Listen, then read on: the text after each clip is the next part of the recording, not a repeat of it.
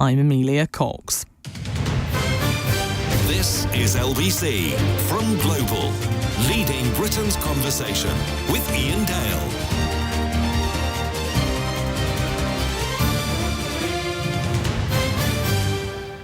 Hello, a very good evening to you. It's Iain Dale with you on LBC until 10 o'clock. It's 4 minutes past 7. Welcome to another edition of Ring Rachel, which just coincidentally happens to be on Budget Day, which is always one of those really key dates in the political calendar. Now, this hour you can watch on Global Player if you would like to. Rachel, welcome again. Great to be back. I was watching this afternoon, obviously first Jeremy Hunt and then Keir Starmer doing the response, and thinking what was going through your mind, because it must be frustrating for you as a Shadow Chancellor that you don't get to do the response to the budget.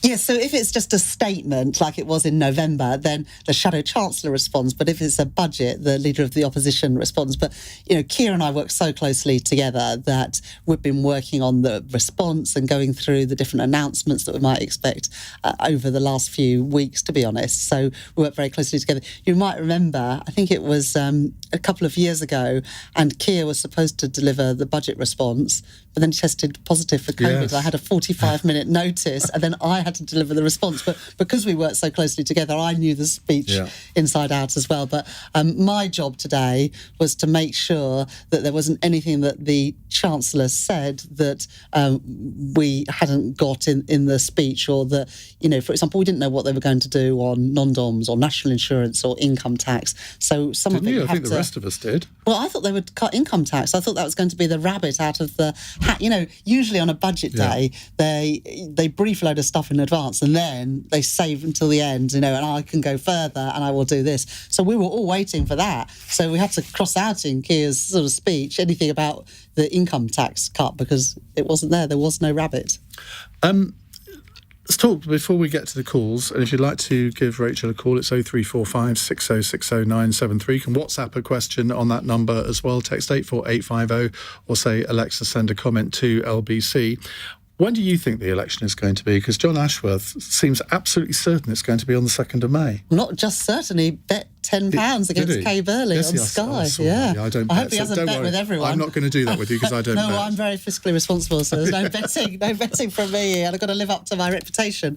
Who knows? I thought that this budget today would be throw everything at it, but I think in the end, Conservative MPs went away quite underwhelmed, because when the Chancellor cut national insurance last year, I think the response of voters was like, fine, you've cut national insurance, but because of the fiscal drag, we're paying more in taxes. We're dragged into higher tax brackets, and our council tax is going up as well. So actually, I'm no better off than I was before. In fact, I'm still worse off. And the same is true after today. If you add up the cuts in tax and then the increases in tax just on working people, on families, people are going to be at the end of this forecast period £870 worse off. I'm sure we're going to come to this, but what's your best guess as to when the election will be? May the 2nd? I mean, a lot of people are saying November the 14th. So I'm working on the basis of May the 2nd, and until I think the 26th of March, the election could be called. So we're working on that basis. That's what our manifesto planning, our campaign schedule looks like. And if they don't call it then, they would have bottled it, and we'll be looking at a later date. Right, let's go to Taz in Birmingham. Taz, hi, what would you like to say? Hi, Iain, and hi, Rachel. Thanks for taking my call. Before I say anything else, can I just say I hope the election is on May the 4th, just so I can say to you guys, May the 4th be with you. That's a Saturday, so it probably won't be, Taz. I mean, it's not going to be. Yeah, that's a good line. So, Rachel, my question for you is that I'm sure I don't have to tell you the abysmal state the public services, and in particular the NHS, is in. If you get in the next election, where will you find the money to fund the NHS and really to get it out of the hole that it's in, given that your sort of biggest tax plan, the non-dom one, has been stolen by the Tories? They shot your fox, didn't they? Well, it was utter humiliation for the Conservatives today, wasn't it, Ian? And Taz would have seen it as well, that the Chancellor announced the policy that we had been urging them to do for several years now, which is to get rid of the loophole whereby people can make their home in Britain and not pay their taxes here. That's wrong. And I welcome the fact that they've eventually got rid of it. What took them so long? They have had 14 years, and just in this Parliament alone, I don't think there's a single Conservative MP that hasn't ridiculed the idea since we put it forward, and now it's their flagship policy. So, I welcome a convert, and we've got a few other policies as well. If they want to properly tax the profits that the energy giants are making, if they want to put VAT on private school fees, if they want to tax private equity properly, there's still a few things that they can borrow from us if they like. But look, Taz makes an important point, because our NHS is on its knees after 14 years of Conservative government. We've got an NHS waiting list of 7.8 million, and we need an immediate injection of cash, and then we need to grow the economy so we have got money to sustainably invest in our public services. And you'll know, Taz, that we committed that we would use the non-dom money to create 2 million additional appointments in the NHS a year, 700,000 emergency dental appointments, as well as the creation of free breakfast clubs in all primary schools. The Conservatives have used that money, so that's no longer available. And so now what I will do and what my team will do is to go through all of the budget documents and identify a different way of funding the pledges we've already made. So the pledges still stand, and now I will go through every line in the documents to make sure that we can fully fund and fully cost, because I have said, and I stick with this, everything in our manifesto will be fully costed and fully funded. You see, I was expecting you to come here tonight telling me how you would fill that gap, because if there is a May the 2nd election, you're absolutely right. It would be called on the 26th of March. Your manifesto would be published, say, a couple of weeks after that. The manifesto must be more or less written. You've had ample opportunity to look at how you would fill this gap, because this abolition of the non-dom status has been well trailed. Are you seriously telling me that you haven't got a plan now? Well, it was only announced today, I know, Ian, but you knew it was coming. Well, no, actually. You could have been fairly certain it was to be honest, we didn't know whether they would do it, whether they would bottle that one as well, or whether they would do a halfway house. So we weren't sure what they would announce today. And now that we've got all the documents that they've published today, we'll go through all of those, and we will identify Darren Jones said earlier this was completely anticipated. So why haven't you done the planning already? Well, because they only announced it today. It was only been floated, I think, at the end of last week that this was first suggested. And I think you would expect me to want to do this properly. I'm not going to announce some funding stream that might unravel within 24 hours of tough questioning from Iain Dale or another presenter on LBC. I'll do this properly, make sure that we identify a sustainable and proper funding stream to fund these really important pledges. So the pledges remain, and we will now do the work to make sure that they're fully costed and fully funded for our manifesto. The government has, in the budget today, announced another £2.5 billion for the NHS. This was going to be, I think, around £2 billion to fund more doctors and nurses. But that's not going to transform the NHS, is it? I mean, I'm sure Taz... Well, let's go back to Taz. Yeah. Go on. Sorry, that was exactly what I was actually going to say, Ian. You took the words right out of my mouth. It must have been while you were kissing me. By this time next year, it is estimated that the NHS Trust will be roughly in £7 billion worth of debt. And that's just estimated. The reality will probably be far worse. The truth is that successive governments has cut number of beds, the staffing has been cut, funding in real terms has been cut.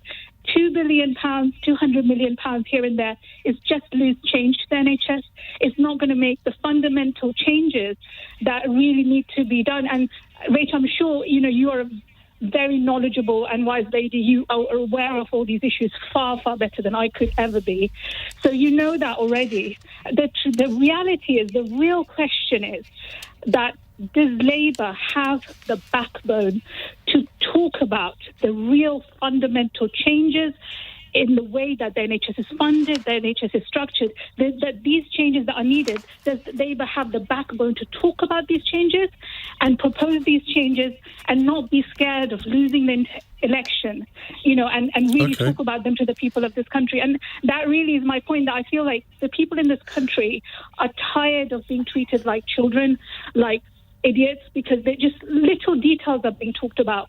Little amounts of money are being talked about when real changes are needed. People are dying on the waiting list. Let's get an answer from Rachel. Yeah, well, look, first of all, £2 billion would mean 2 million additional appointments in the NHS every year, 700,000 emergency dental appointments. The number one reason for why children go to A&E now is tooth decay. So those emergency dental appointments are also incredibly important. But along with investment, we also need reform. And Wes Streeting, the Shadow Health Secretary, talks passionately about that, and also about the importance of primary care and being able to see your local GP when you need to, because otherwise the costs just stack up and up and up because people end up being admitted into hospital. So reform along with investment.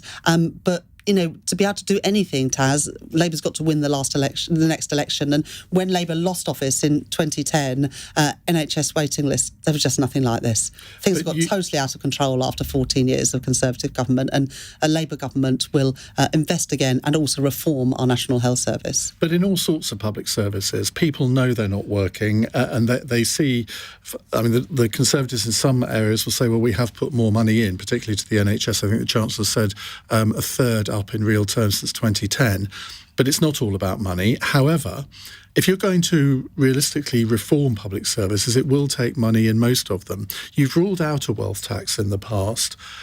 Isn't that now something that you ought to put back on the table, given what the Conservatives have done today? The number one way to have the money that is needed for public services to grow the economy, and I'll just explain why that's so important. If the UK economy had have grown at the same rate of OECD economies, that's other developed economies around the world, over the last 14 years, our economy today would be £140 billion bigger. That's £5,000 for every household in the UK.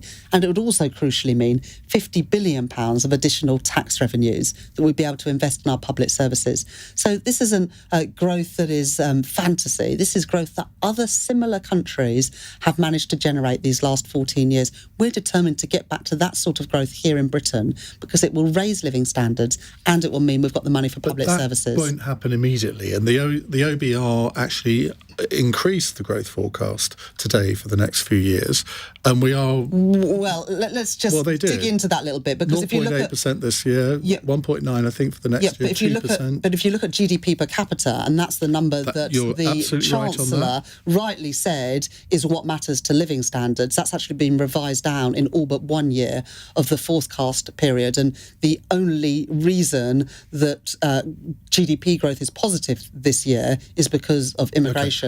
Because GDP per capita is falling. Wealth tax, not putting that back on the table. No, because we've got to generate growth, and we've got a comprehensive plan. We've drawn it up with business. We've already established in opposition a British Infrastructure Council.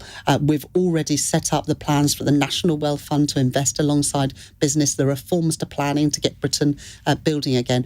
I know we can grow our economy because we have worked with business to generate credible plans to do so, and then we can use that money to invest in our public services, which Taz is absolutely right. They're on their knees today, and we want to turn them round. The calls are flooding in. We'll get to more of them in just a moment. It's 17 minutes past 7.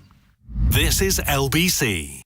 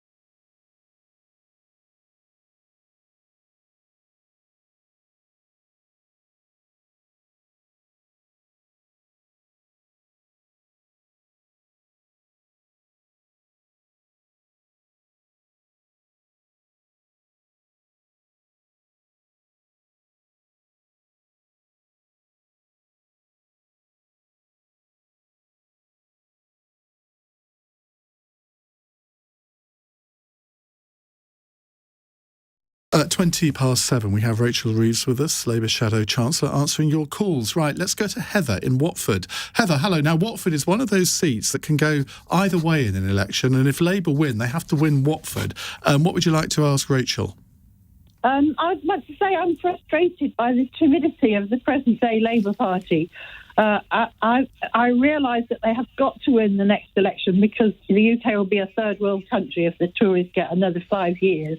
But I feel the country is in the state it was at the end of the Second World War, deeply in debt, with public services destroyed. And the courage of Clement Attlee and Nye Bevan in starting the welfare state building council houses should be emulated, not considered too difficult. And what's your question? Can't you be a bit bolder and do more for people? Well, thanks very much, Heather, for phoning in. And Ian's right. I mean, Watford is a must-win seat for Labour. We've selected Matt Temain as our candidate there, who I know is campaigning hard for everyone's vote, including Heather's. But it's very, very important for us. Look, Heather, what you said, Labour's got to win the next election. I've been an MP now for 14 years, and all of those have been in opposition. And every time we've been trounced by the Tories. And one of the messages that voters have sent to us loud and clear is we haven't always trusted you on the economy, and we haven't always trusted you with our national security. And under Keir's leadership and with me as Shadow Chancellor, we're changing all of that, and voters will be able to trust Labour at the next election because our sums will always add up. Now, you're right that the inheritance that an incoming Labour government is going to have is going to be absolutely awful, probably the worst since the Second World War, with debt at almost 100% of GDP, public services on their knees, the first parliament ever, and the OBR say this today, when living standards have actually declined, and the highest tax burden in 70 years. We know all of that. And Labour politicians repeat it every time they do interviews like this. We know all of that. But what Heather wants to see is something bolder. Now, let me give you an example here where since we last spoke, you've had to drastically reduce your green prosperity plan, 28 billion down to 15 billion, and only a third of which would be new money. Now the Tories have nabbed your nom-dom policy. And even before this, your policy offering has been criticised as being, shall we say, limited in scope. Isn't it now time to be bolder? We've got to be honest. With the inheritance we're going to get, we're not going to be able to do everything we want as quickly as possible. With interest rates having gone through the roof after the Conservative mini-budget a year and a half ago, it does constrain what an incoming Labour government will be able to do. But I think our plans are going to transform our country. We're going to put more money into our NHS and our schools. We're going to create a national wealth fund, the first time this has ever been done in Britain, to invest us alongside industry in the jobs of the future, carbon capture, floating offshore wind, tidal energy. And we're going to create GB Energy, a wholly publicly owned energy company, to invest in energy production, to get down people's bills, to create good jobs here in Britain, and to make us more secure as a nation, to wean us off Russian oil and gas. This is the basis of the manifesto that Labour will fight on at the next election, but it will all be underpinned by fiscal responsibility and economic stability, because you saw what happened when the last Conservative government neglected those things, and working people are paying the price of it. Are you going to reverse the national insurance cuts? No, look, working people... Well, that's £9 billion that you've got to find, isn't it? Ian, working people are paying more and more in tax, and even after the tax changes today, the OBR say today in the forecast that they published alongside the Chancellor's statement that by the end of the forecast period, the average family will be paying £870 more in tax even after the national insurance changes today. And that's because, and Heather might experience this, Taz, who phoned earlier, more and more people are being dragged into higher income tax brackets, and people are paying higher council tax as well. So people are worse off. They feel that. They feel that with taxes, with prices, whether it's energy bills, their mortgage, their rental, food prices. People are under a lot of financial pressure, and I, as Chancellor, will not make that worse by playing fast and loose with the public finances. Heather, thank you very much. Angela is in Bath. Angela, what's your question to Rachel, please? My question is, I am 67 years old. I have paid tax and national insurance for 51 years. I decided when I became pension age last year to continue my full-time job working from home.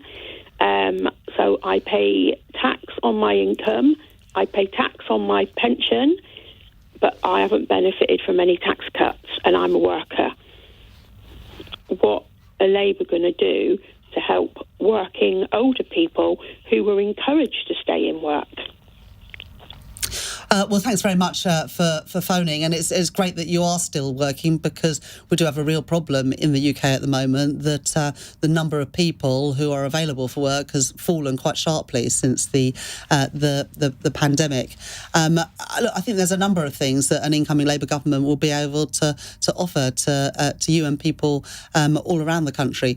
First of all, that we would get a grip of the public finances and bring stability back to our economy, because I expect, Angela, like everybody else, you've seen the prices in the shop rise, the price of your gas and electricity bills, and if you're still paying a mortgage or rent, the prices, the cost of that going up as well. And so the money you are bringing in every month is going less far, because you're stretched with the higher bills and the higher energy prices. So bringing stability back to the UK economy after the chaos we've been through the last few years would be my number one commitment to you.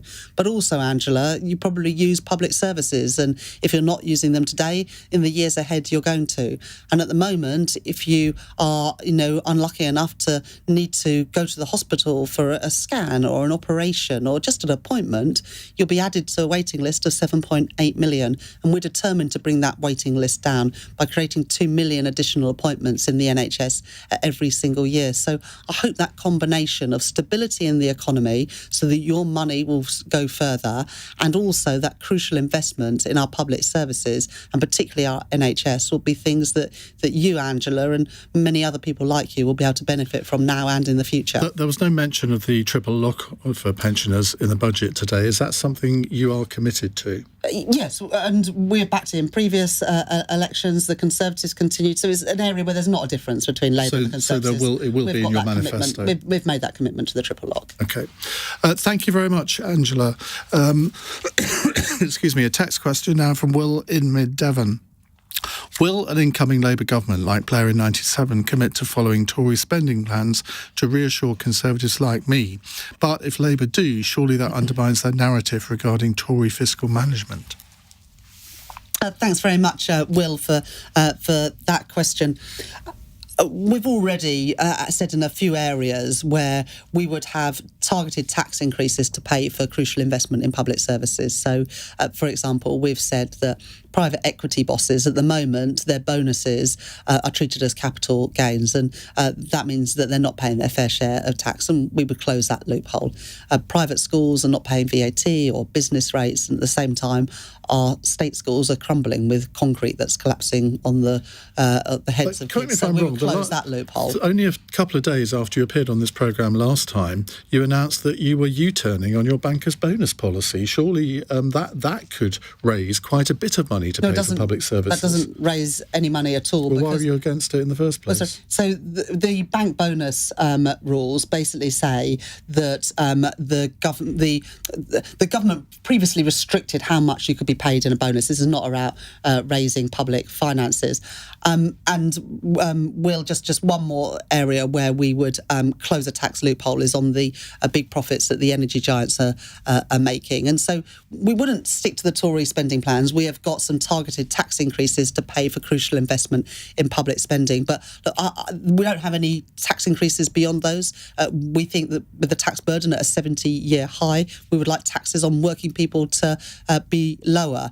And we have no intention on making working people pay more in tax. Well, you're not going to announce on this programme what taxes you'd like to cut for working people, but give us an idea of what is uppermost in your mind. Is it the threshold that people start paying tax at? Is it the 40p threshold? Would that be your priority? Or to actually cut rates of tax when circumstances allow? So I think fiscal drag is a big problem, that there are going to be millions of more people paying tax by the end of the forecast period than there were previously, because as inflation and incomes go grow, but the tax threshold doesn't increase, more people are dragged into paying tax, even though they're really no better off because prices have just increased. So I think that is a problem. But I'm not going to make... Would that be a priority for you? I want working people to keep more of their own money, but I'm not going to make any unfunded commitments. I know you're not, Yeah. and I wasn't asking you to, but I think people just need to get an idea of, if she's in a position to cut taxes, which you're clearly not going to be in your first budget, I think we can probably both agree on that, which areas might you be looking at first? So my ambition is to grow the economy. That's the number one mission of an incoming Labour government. And if we grow the economy in the way that I expect to, then we will have money to be able to reduce the burden of tax on working people and have the money, as Taz and Angela and Heather have suggested, for some of those crucial public spending that is needed. Right. If you'd like to put a question to Rachel, 0345 6060973 is the number to call. You're listening to LBC at 7:30. Amelia Cox has the news headlines. A cut to national insurance and an extension. Shadow Chancellor Rachel Reeves has ruled out putting a wealth tax back on the table following today's budget. Speaking to LBC, she says the best way to raise money for public services is to grow the economy. Earlier, Jeremy Hunt announced plans to abolish the non-dom tax system, leaving a hole in Labour's spending plans. The Chancellor also confirmed a cut to national insurance and an extension to child benefit. And Nikki Haley has dropped out of the presidential race, all but guaranteeing a rematch between Donald Trump and Joe Biden in November. She won just one of 15 primaries on Super Tuesday. LBC weather, mostly dry tonight with clear spells in the far south, north and west. Cloudier with the odd shower in Northern Ireland, lows are freezing. This is LBC.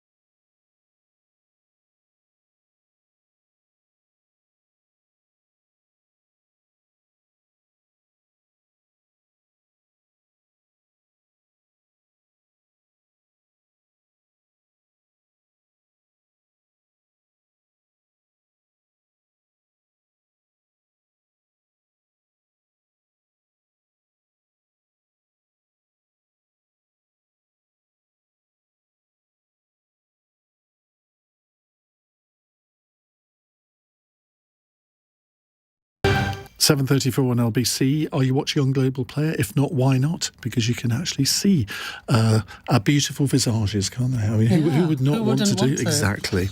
Right, let's go to the next caller. It's Martin in Barnsley. Hello, Martin.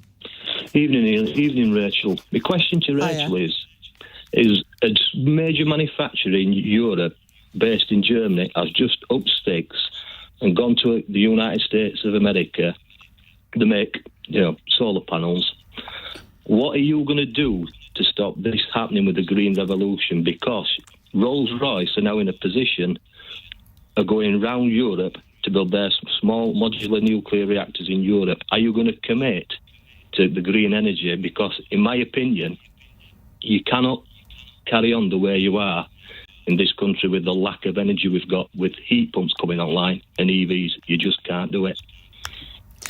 I totally agree with you, Martin, so thank you for calling. You're right, President Biden, through the Inflation Reduction Act, is drawing many businesses from around the world to the US with the subsidies that are being offered. We're not going to be able to offer things on that scale because there's such a much bigger economy, but there are things that we can do. I've committed to creating a national wealth fund to invest alongside business in these jobs and industries of the future, and for every pound that government puts in, looking to leverage £3 of private sector investment in things like gigafactories for batteries for electric cars, floating offshore wind and new nuclear. And I'm very taken by the idea of small modular reactors. We would also create GB Energy, a wholly owned public energy company to invest in floating offshore wind and tidal energy, for example. And we would do this in part by extending the windfall tax on the large profits that the big energy companies are making today. So I'm very ambitious. Today, haven't they, till 2029? No, so basically there's two things that we were calling on the government to do. First of all, to extend it to the end of the next Parliament. But second, and this is the thing that really raises the money, to close the loopholes, because when they created the Energy Profits Levy, they also put in these allowances that mean that many companies are really barely paying any of the Energy Profits Levy at all. And there's an awful lot more that can be found there to invest in the jobs and industries of the future. And actually, for the North Sea, gas and oil play an important role for the next few years. But then it's going to be about carbon capture and green hydrogen and floating offshore wind. And I want the jobs in the North Sea, in Scotland and elsewhere, to continue for decades to come. But that means making this transition. And the great thing about it is it also helps reduce people's bills and boosts our security as a nation, because we end up being less reliant on Putin and dictators around the world. But as well as the National Wealth Fund and GB Energy, you will know this, Martin, we've got to reform our planning system, because at the moment you can build the solar farm or the offshore wind farm, but you can't actually get the energy onto the grid. And so we need to reform the planning system to make it easier and cheaper to do just that. And then we will be more secure as a nation with lower bills and good jobs for people. And that is really crucial. If you win the election, and let's assume it's going to be November the 14th, because that's what most commentators seem to be saying, would you do your first budget before Christmas? We'll work on those plans. There's two things that will need to be done: a budget, but also a spending review, because the government keep putting back when the spending review takes place. So we'll work through all of that. But if I become Chancellor, it would be a huge privilege, and I want to get going. I'm taking that as in that you would do it before Christmas, because I think you've got. If you're a new government, you've got to send a signal that you're hitting the ground running, haven't you? And an early budget, is a good signal for doing that. Yeah, look, we will make sure that we do all these things properly. You have to give, obviously, notice to the Office of Budget Responsibility about a budget, so they can make sure that all your plans are costed and documented properly. But look, I've got no end of ideas. I wish it had been me up there delivering. Were you thinking that when you were sitting there, you think that could be me soon? Obviously, it's what I want, isn't it? So that's a yes, ladies and gentlemen. Right, Martin, thank you for that. Let's move on to Amjad in Leeds. Hello, Amjad. Hiya, Ian. I've got a question for Rachel. Rachel, I live in the north of England, and I understand you're an MP for a northern constituency. Leeds constituency? My parents came to this country in the late 50s, early 60s, worked their socks off, in the wool industry. That's gone. Next door, cotton industry is gone. Engineering is gone. Coal industry is gone. Everything is gone, and yet the southeast is all overheating. What are you going to do specifically for the north to revive our industries in the north, to bring back employment and hope for us in the north? That's so crucial going forward. Thanks so much for phoning, Amjad. I'm the Member of Parliament for Leeds West. I don't know where you are in Leeds, but I'm really proud to be a Leeds Member of Parliament. And you're right, the government, Boris Johnson, spoke about levelling up. Whatever happened to that? Because we haven't seen much of it in Yorkshire and across the whole of the north of England. There's a number of things that we want to do. We have published a modern industrial strategy to ensure that there are good jobs and opportunities in all parts of the country. We published recently our life sciences strategy, not so much in Yorkshire, but in the northwest. We have some fantastic life sciences companies, and in Leeds itself, we've got NHS Digital and other companies. We also have in Leeds a really vibrant financial services sector, but we want more jobs in that sector outside of London and the southeast, including in cities like Leeds. And our National Wealth Fund is about investing in industrial areas, former industrial areas in many cases, and in coastal communities. And the great thing about investment in carbon capture or green hydrogen, which could be a real thing right from Teesside to Yorkshire, the great thing about it is that these are jobs not in London and the southeast, but in our heartlands of industry. And if we could bring those jobs back and skill people up to work in it, it could be really transformational. Not pockets of money here and there that local councils have to bid for, but actually creating good jobs, paying decent wages in Yorkshire, in the northwest, in the northeast, good jobs, paying decent wages that you can support a family on. That's what I really want to do for Leeds and right across the north of England. Amjad, thank you very much. Another call from Leeds. It's catching, isn't it? Anastasia, what would you like to ask? Oh, hello, Rachel, and hello, Ian. Yes, I don't expect you to remember, but we did have a conversation on Zoom, and I'm actually in your area, Rachel. Now, fantastic. Where do you live, Anastasia? I prefer not to say, but somewhere somewhere in the west of the city. Pardon? Yes, very close to your office. Now, I have cerebral palsy and I have other health conditions and social care. I did watch the budget. I'm very exercised, actually. Sorry. I feel I've got to cram it all in while I've got the opportunity, because I don't have, unlike yourself, I don't have a voice. I don't feel I've got a voice. I watched today and social care was not mentioned, and I do know I'm really struggling with having such severe cerebral palsy, and also I wish the NHS and social care would link together. I was on a waiting list for over 3 years and I'm still waiting, and what happens in reality, the people that do the assessments, they look for reasons for not providing social care even if one qualifies for social care. So I'm having to cut corners all the time. My life is terrible because of what I'm having to experience, and I'm always having to fight. I come from a care background, so I don't have people to support me. I don't want to be, Anastasia, we have very limited time, so I'm going to. I think no, don't apologise. I think the main thrust of your question is essentially, and correct me if I'm wrong, what would Rachel do for social care?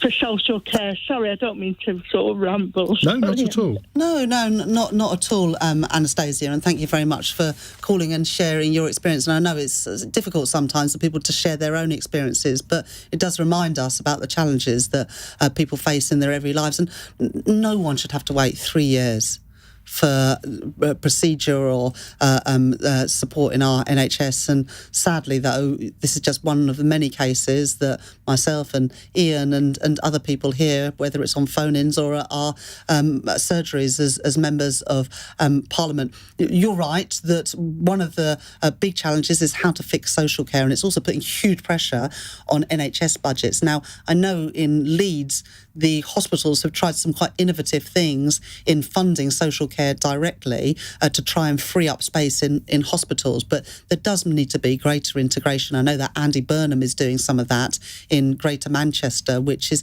quite exciting and offers a scope for doing things in other parts of the country where you've got a greater join-up between social care and our national health. But you obviously got some real challenges at the moment, Anastasia, and you've said that you've come to one of my surgeries before. If you want to get back in touch with my office, please do, and I'm always there to support you and other people in my constituency however I can. So if you want to do that, Anastasia, I think you probably know how to get in touch, but it'd be good to talk through more. Thank you very much indeed for your call. An anonymous text here. Rachel is often referred to as a Tory. Does she agree with this characterisation? I think I can preempt her answer and say it's no. But Jeremy Hunt sort of basically called you a Tory today, didn't he? Why would you do that? I joined the Labour Party when I was at secondary school, and I joined because when I was at school, our sixth form was a prefab hut in the playground. Our school library was turned into a classroom because there were more students than there was space. And as for textbooks, there were never enough to go around. And I felt very strongly then, this was in the 90s, I was at school in the 80s and 90s, that the government didn't care very much about schools like mine. And today I see kids, again, taught in porta cabins because the concrete in their ceilings is crumbling. And it makes me so angry. And what I went into politics to do, to ensure that everyone gets a decent start in life, that's being denied to kids again today. And that's what I went into politics for right back at the start when I joined the Labour Party, because Tony Blair said education, education, education, and that really resonated with me. But you are quite conservative with the small C, aren't you? I want the numbers to add up. You're not a risk taker. I want the numbers to add up. I don't think that's conservative. That's about protecting family finances. I remember when I was little, my mum would keep all of her receipts and she'd go through them when she got her bank statement to make sure all the sums added up. That wasn't because she was conservative. It was because she had to be careful with money. And that's how I was brought up, to always know where the money's going to come from. And it's a lesson I also learnt when I was at the Bank of England. And you knew how important the public finances were. So I'm not going to make any apologies for wanting to make sure that public finances are managed well, because unless you manage the public finances well, you have no chance in ensuring that family finances can add up. And so I'm determined to be a Chancellor, unlike these lot, that actually make the sums add up and make things better, not worse, for ordinary working people. We've only got a couple of minutes left, so I'm going to do some quick-fire questions, if I may. Politicians always dread them. Are you scared of George Galloway taking Labour votes? No. Labour didn't have a candidate in the Rochdale by-election because we withdrew the support in very unfortunate circumstances, but that wasn't a proper fight. We will have a candidate at the general election in Rochdale, and I'm determined to win that seat back for Labour, because Rochdale deserve better than that man. Now, by the end of the year, you might be the most senior female politician in the country. Now, recently, bodyguards have been hired for 3 female MPs. Do you feel safe in your job, and do you feel enough is being done about MP security? Well, there's clearly an issue. It's not that long ago that my friend and colleague Jo Cox was murdered, and then David Amess was murdered. So anyone that says that there's no problem here, they're wrong. There is a problem. And I think that people have got a right to protest. They've got a right to make their views known, but they haven't got a right to harass and intimidate a public representative. Now, if they want to harass and intimidate me, I will never change my mind, and I will never change the way that I vote, but it's not acceptable to behave like that, and I will call that out. Should Michelle Donnellan, the Science Minister, go? £15,000 of taxpayers' money has been spent to settle a libel case. Well, she should pay that money herself. I don't see why hard-working people up and down the country should pay their taxes for settle her libel case, because I just don't think that's right. I mean, I understand she'd written a letter which presumably had gone through her department's lawyers. So does that not give her some get out there? I've no idea of the circumstances of it, but it was her that made these comments, and it's taxpayers that pick up the bill. That's not right. Right, final question, which I know I'm going to get some hassle for, but anyway. What's your favourite Blur song? Because I gather Blur drummer Dave Rowntree has been selected as a Labour candidate. Oh, has he? I didn't know that. Well, you may not know that. Right. I'm more of a Beyonce than a Blur. Are you really? I love Beyonce. Oh, I could talk about that all evening. I could tell you my favourite songs by Beyonce. But I do quite like Park Life. What's your favourite Beyonce song? Because I can't think of any. Oh, Crazy in Love, or Love on Top, or Lemonade. There's so many. You could be on The Masked Singer soon, couldn't you? I could be what? You could be on The Masked Singer. Is that a television programme? It is, yes. Oh, dear. You've blown it in the last answer. Thank you very much, Rachel. Always good to see you. We'll see you again next month. Thank you very much for coming in. It's 7:49 on LBC. LBC.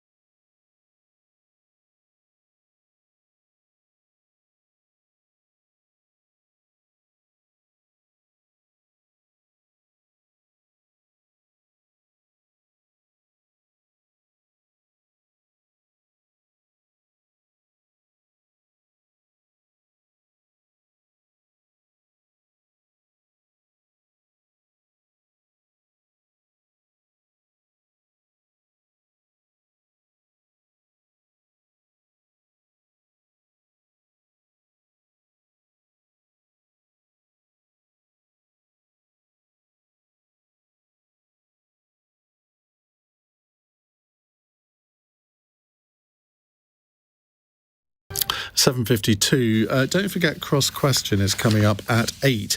And we have a really interesting panel for you. Obviously, it's budget day, so we thought we would not have any politicians on the panel. Just be innovative.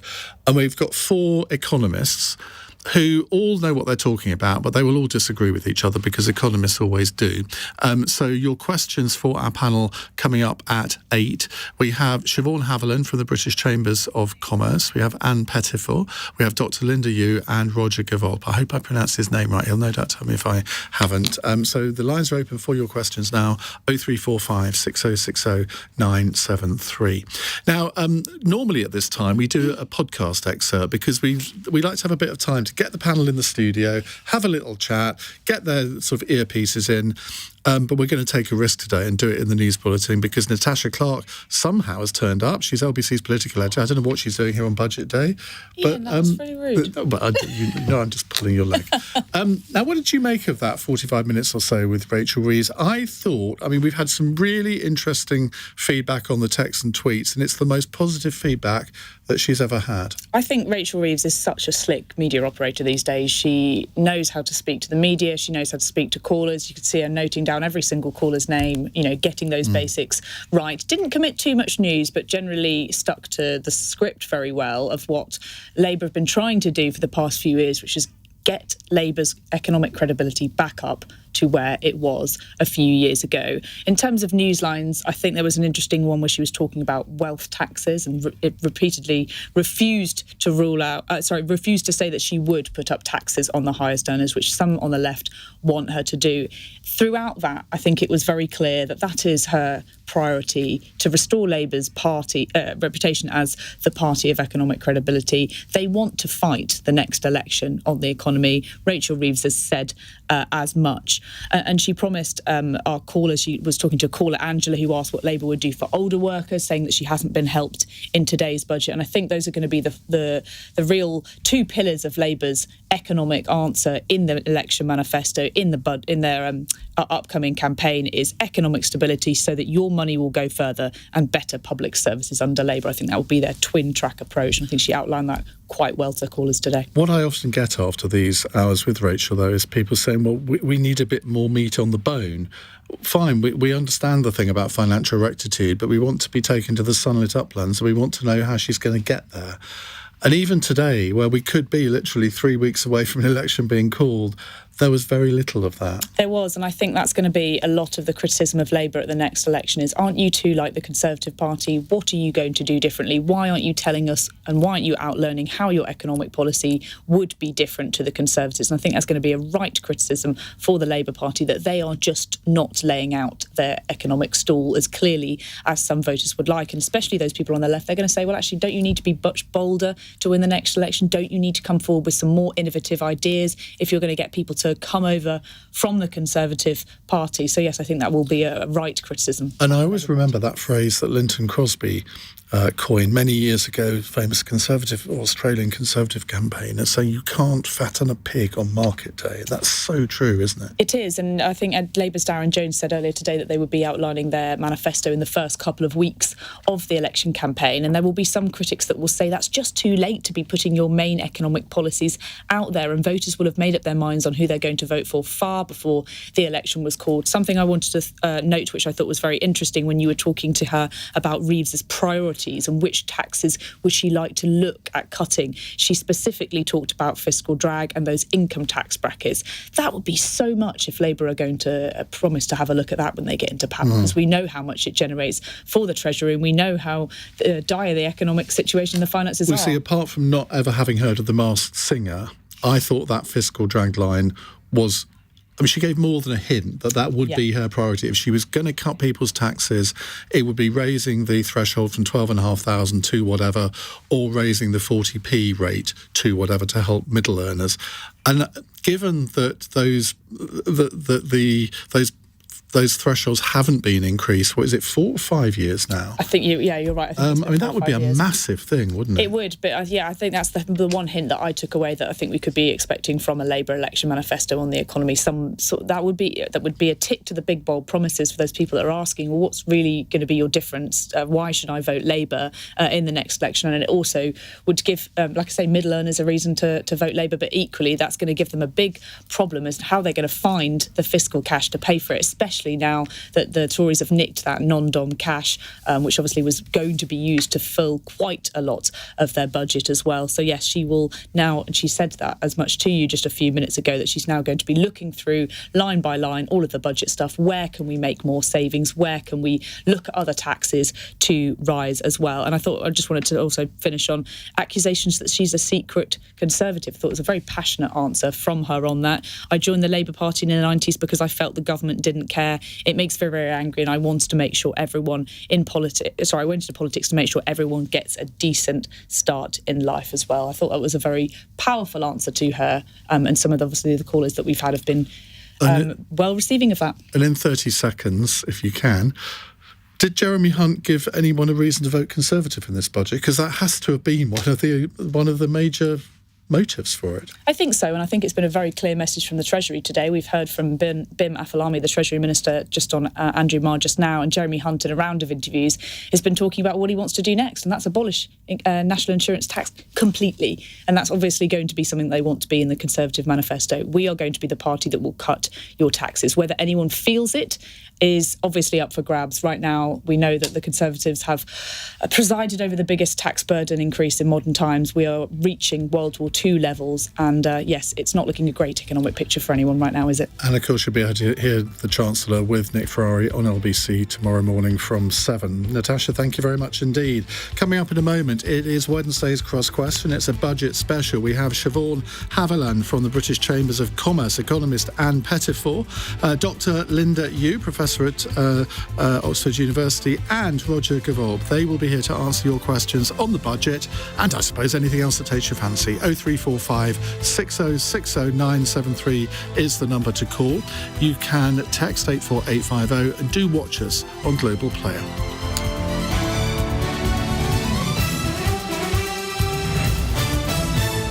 On your radio, on Global Player, and Play LBC. leading Britain's conversation. This is LBC. From Global's newsroom at 8 o'clock, 27 million workers will see their national insurance contributions reduced following today's budget. The Chancellor's confirmed it will be cut by a further 2 percentage points, making the average worker £450 richer.